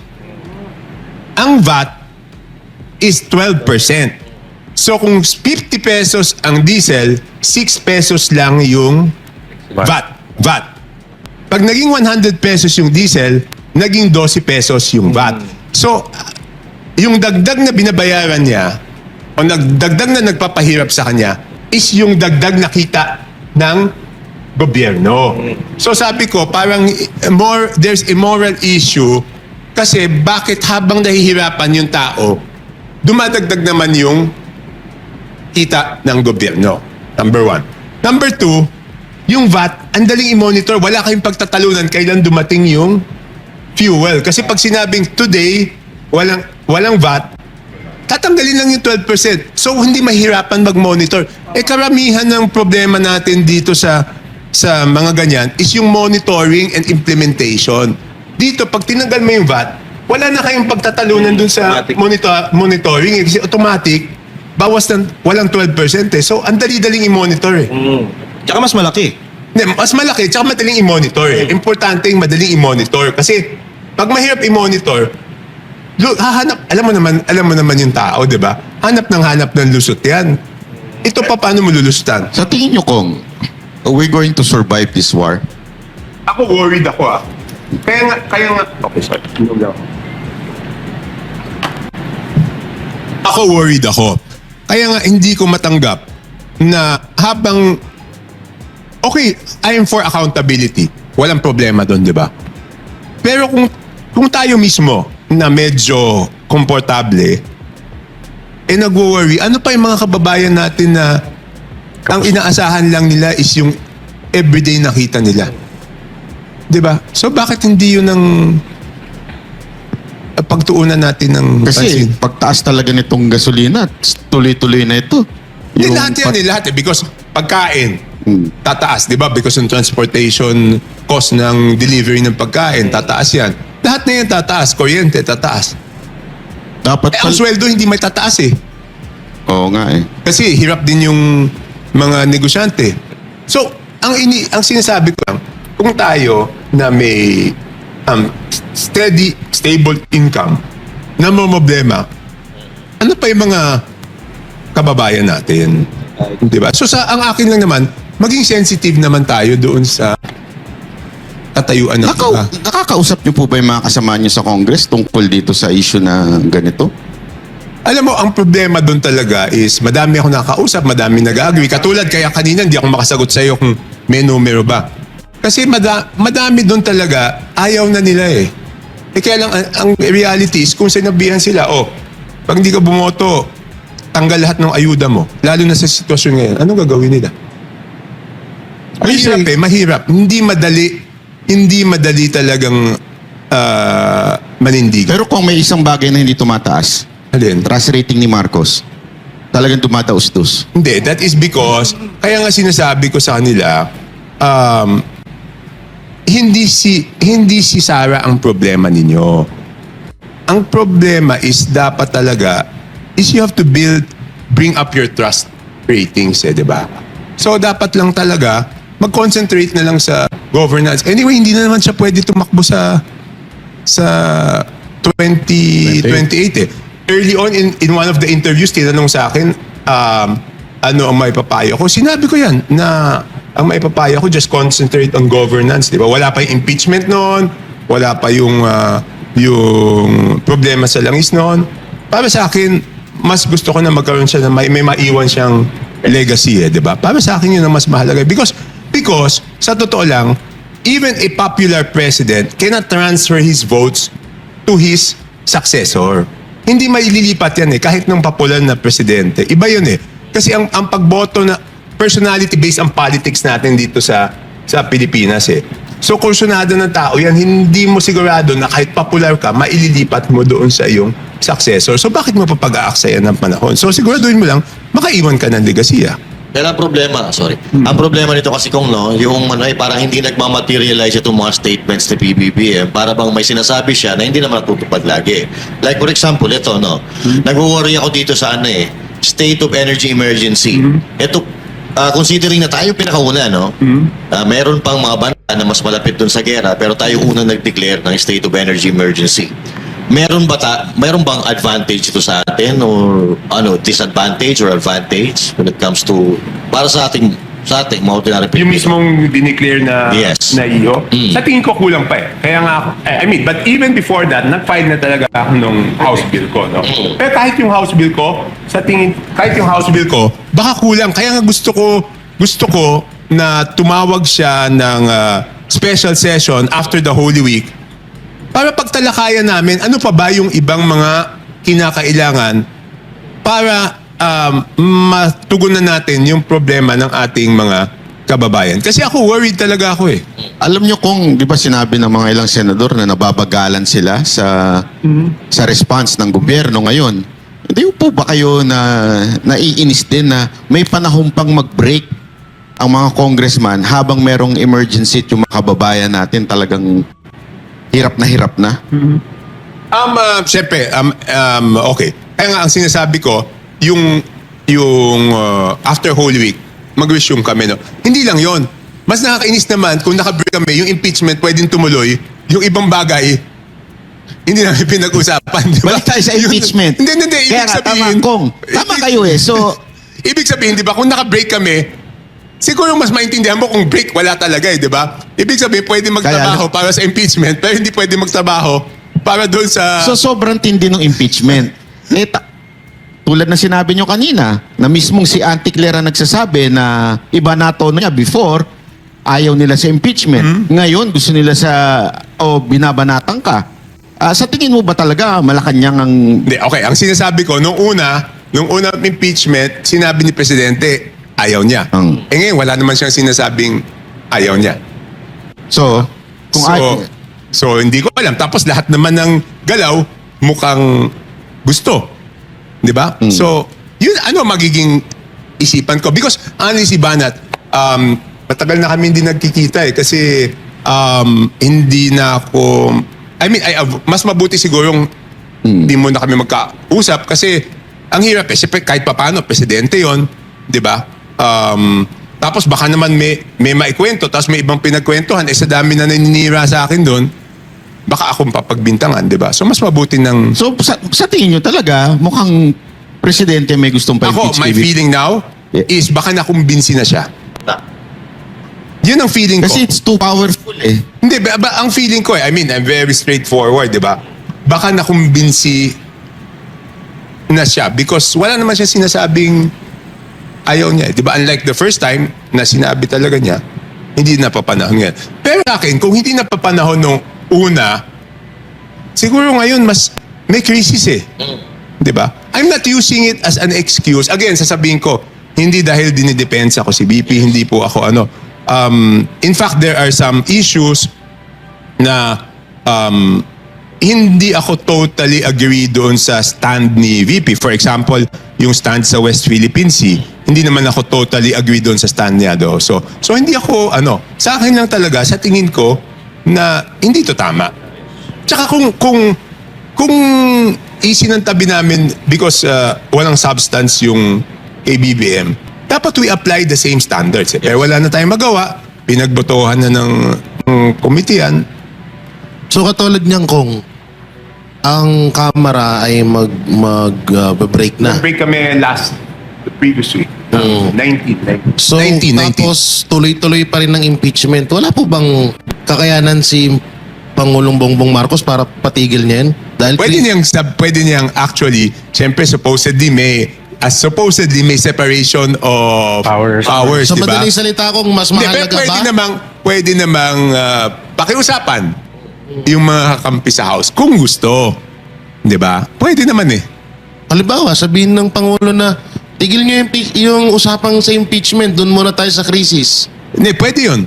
Tapos hindi pa rin sinunod ng mga... Wala ho bang magagawa si Pangulong Bongbong nun? I mean, technically, legally, wala siyang magagawa. Pero kakampi mo yung mga yon, dapat out of respect. Oo. Kasi parang di mo nirespeto. Sa madaling salita, parang wala talaga si sinabing itigil. Kasi he can do that. Hindi nga, diba, sabi ko nga sa inyo, base doon sa galaw sa House, at the fact, okay, ganito lang, maliwanag. By the mere fact na inauthorize ng Speaker at ng Majority Leader na ituloy yung impeachment, alam nga naman kontra yun sa gusto ng Malacanang, di ba? Speaker na yun, tsaka Majority Leader. Hindi kaya dahil may rules na they have to do it in a certain... Hindi, ang tagal nun, Banat. 60 session days yun. 60 session days. So 60 60 days pwede. 60 session days. So pwede talagang ituloy after. So 60 session days is 60 divided by 3 session days per week. 20 weeks yun. 5 buwan. So nakabalik na talaga ang ano nun. Pwede. So 60 tama ba? 60 divided by 3, 20. 20 divided by 4. Tama, 5 months. 5 months ang sinasabi ng Constitution doon. Kasi dati kong, no? So parang minamadali. Yun ang... sa tingin nyo ba minamadali? Ang tingin ko, hindi minamadali. Ang tingin ko,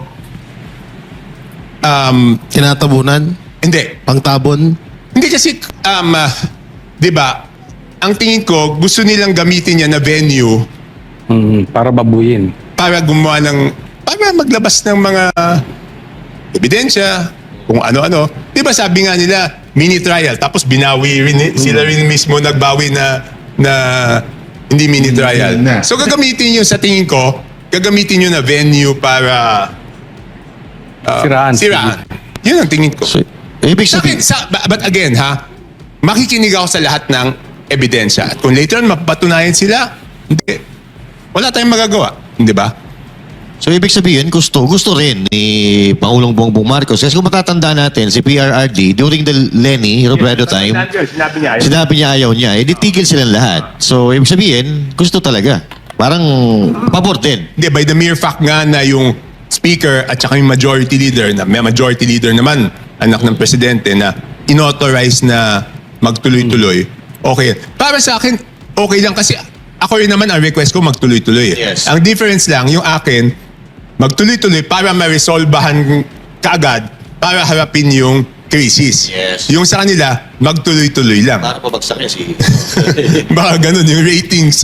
Pero question lang totoo ba yung dalawang 2 million na pabaon bago magbakasyon? Hindi pa baon yun. Ano yun? Yun yung MOOE ulit. Okay. MOOE. Di ba inamin ko naman na meron talagang MOOE Break. Pag-break. pag-break Bakit ganun? Paki-explain nga sa amin. Bakit Okay. may MOOE pagka magbabakasyon? Ano? Kasi parang ganun ang dating nun eh. O magbabakasyon kayo, ito. Okay. Ito Sarap, no? MOOE. Okay, ako Parang- ganito Okay, ako sasabihin ko, saan ko ginastos yung MOOE ko? Lahat ng graduations namin, uso na ngayon yung LED wall eh. Hindi naman kaya ng eskwelahan na magbayad ng LED wall.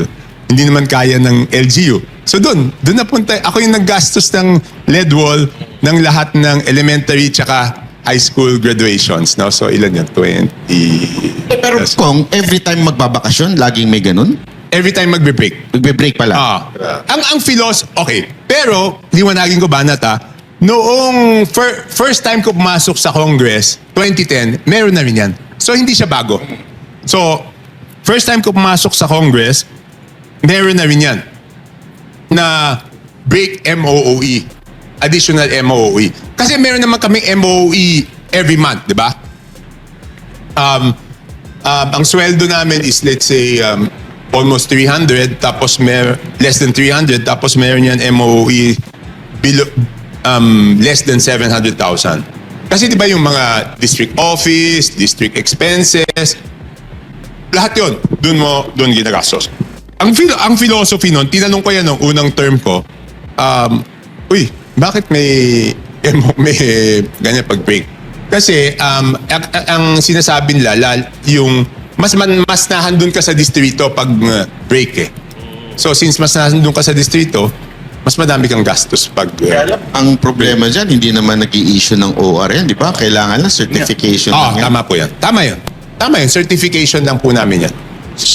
Sa tingin niyo po ba hindi kailangan na bagong batas tungkol dito? Kasi parang ang Kasi sa dating tingin talaga ko, nito. COA, ano yan eh, COA regulation. Kung sinabi ng COA, now we will have to liquidate all. So, Pwede naman, kaya naman i-liquidate. ng COA lang. COA lang. Hindi kailangan ng batas yun. So, COA lang pwede COA magsabi. guidelines. Yes. Gagawa lang ng COA guidelines. So bakit hindi kaya ginagawa ng COA? Hindi ko alam. Pero Batas ano din pa yata yan yun eh. 20, ano pa yan? 2010, first term ko pa lang. Hindi ba Meron- nadagdagan ko? O dumami, Alin? dumalas yung... Mas malaki na yun. Hindi. Ano lang talaga pag break. Consistent. Lumaki lang yung amount because of inflation. Parang, hindi ko alam kung no first term ko is 200 o 300. So sa isang yata. taon, ilang breaks kayo? Apat. So dati, ganun din. Dapat din. Apat. Every time mag-break, meron yan. Pero kung isang suggestion ng ibang tao, di ba yung supposedly yung mga ayuda, bakit sa congressman, ba't hindi dun sa... Ngayon, hindi na pwede. Oo, pero... Di ba, kita naman natin na may ganun pa rin nangyayari. Ba't hindi na lang daw sa LGU? Gawin ang batas at gawin... LGU ang dapat magbigay. Hindi ang... Hindi naman, okay, hindi naman congressman nagbibigay eh. Ang bumababa doon sa distrito is DSWD. Hindi kami yung nagbibigay noon. Hindi kami nagbibigay noon. Kunyari, yung AX, yung AKAP, ang bumababa doon is yung DSWD. Pagtupad, ang pupunta doon is yung DOLE. So hindi yun, Pero, tama kay Jangkong. Pero, nagagamit pa rin po ito sa politika. Dahil nga, di ba, kaya nga pumirma yung iba dahil dyan, sa issue na yan. Hindi. Kaya pumirma iba kasi puputulin. Oo. So pag puputulin, wala na yung constituents mo.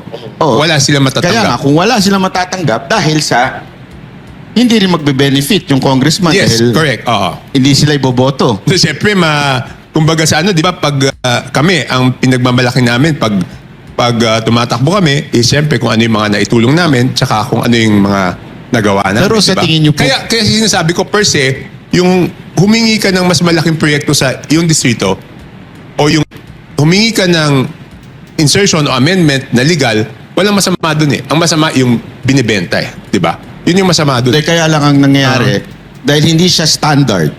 Ibig sabihin, Tama. so depende kung sino yung trip ng Yes, correct. speaker o ng presidente.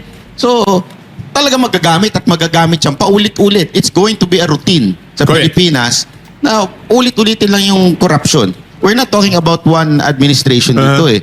Kaya nga hindi po ba sa tingin nyo tama na dapat magkaroon na lang ng standard o lahat ng ito, ganito. Pwede. Mas maganda yon.